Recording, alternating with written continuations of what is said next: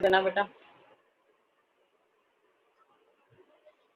उत्साह कविता जो सूर्यकांत त्रिपाठी निराला जी के द्वारा लिखी गई है। इस कविता को पढ़ने से पूर्व हम पहले थोड़ा सा पाठ का प्रवेश जान लेते हैं। इसमें है क्या?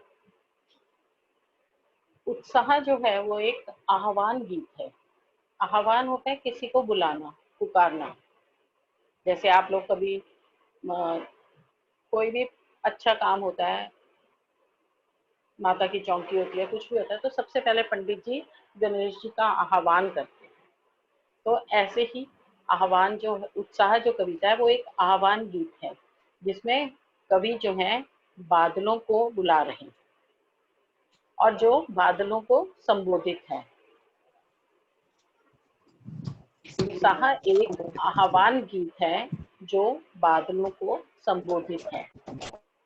बादल जो है वो निराला जी का ना प्रिय विषय है।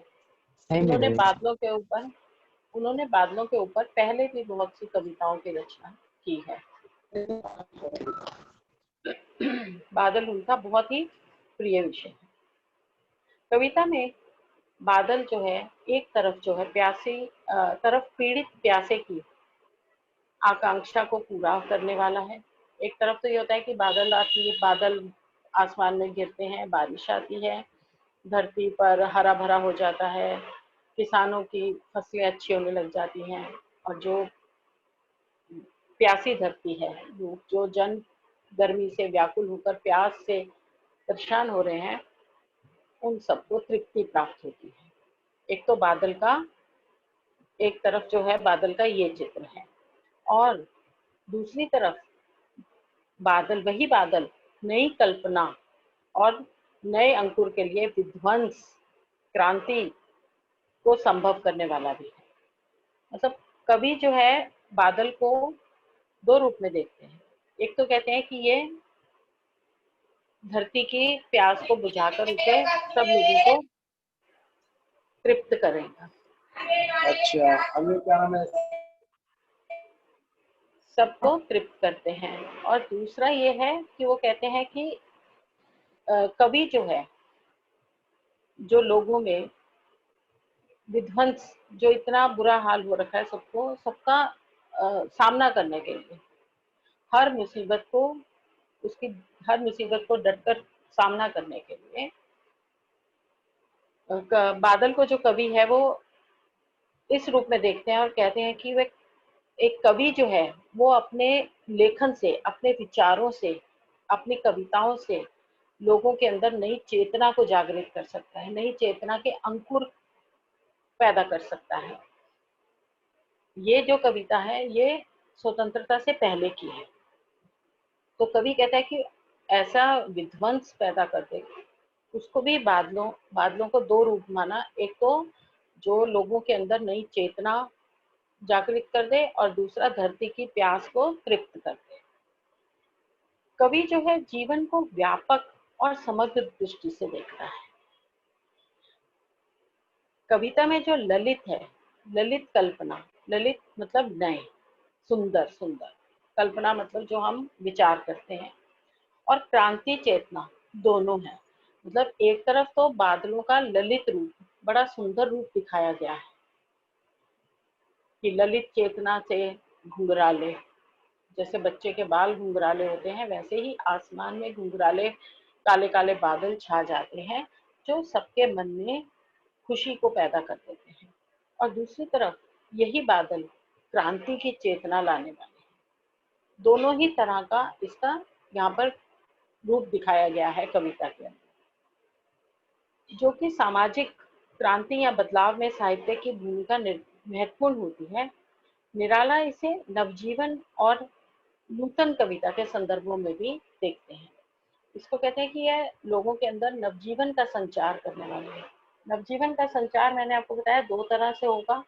एक तो हम कोई हमारे ऊपर बहुत अधिक जुल्म कर रहा है, तो तुम उसका विद्रोह कैसे करोगे, उसका सामना कैसे करोगे। एक तो आपके अंदर इस तरह की चेतना को जागृत, नव चेतना आपके मन के अंदर जागृत करने वाली बात है। और दूसरा जो है वो लोगों के अंदर नवजीवन का संचार कैसे करता है कि लोग बहुत उदास हैं, भीषण गर्मी के कारण लोगों की प्यास नहीं बुझ पा रही, तो लोग बहुत अधिक प्यासे होने के कारण विचलित हैं।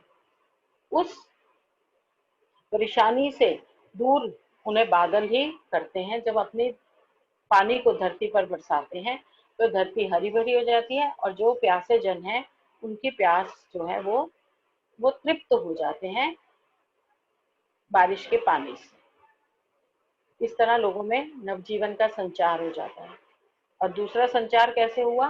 दूसरा संचार हुआ कि क्रांति की भावना लोगों के अंदर पैदा हुई। कोई भी अन्याय सहना, उसके खिलाफ बोलने की भावना लोगों में कवि जो है वो उत्पन्न करना चाहता है। ये दोनों ही रूप इस कविता में बादलों के दिखाए गए हैं। कवि इस कविता में बादल से हमेशा आह्वान करके कहते हैं कि तुम गरजो, जोर जोर से गरजो और इस धरती की प्यास। धृति, आप क्या लिख रहे हो बेटा? धृति, कुछ तो लिख रहे हो,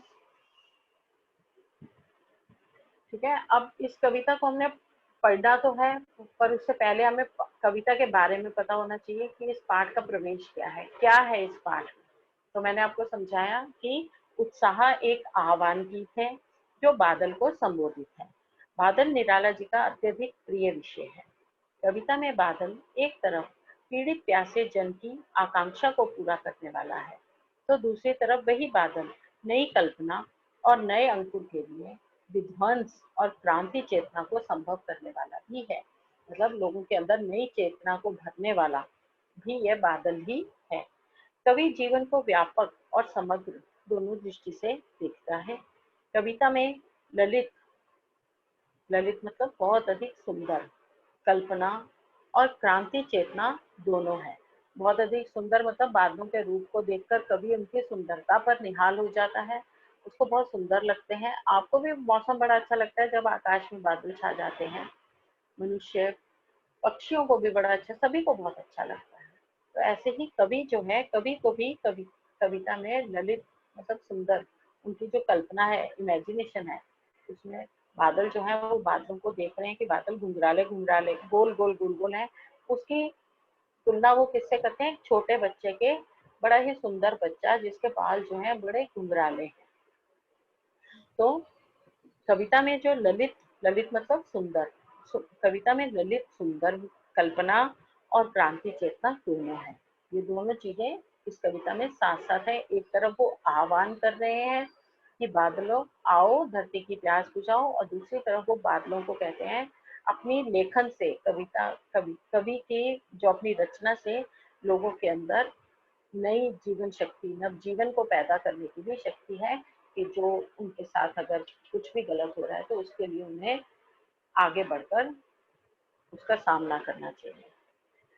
सामाजिक क्रांति या बदलाव में साहित्य की भूमिका महत्वपूर्ण होती है।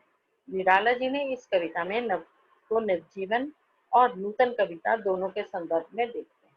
मतलब लोगों के अंदर नया जीवन भरने वाली ये एक नई तरह की कविता है जो लोगों के अंदर जीवन का संचार करती है। ये इस पाठ का स्टार्टिंग है, इस पाठ का सारांश है, इस पाठ का प्रवेश है, जो आपको बताया गया है कि इस कविता के अंदर क्या है। आप बंद कर दो रिकॉर्डिंग और आप लोग मेरे को, अब कोई एक बच्चा जो है वो सूर्यकांत त्रिपाठी निराला जी की जीवनी पढ़ेगा। विवेक, स्टॉप कर दो।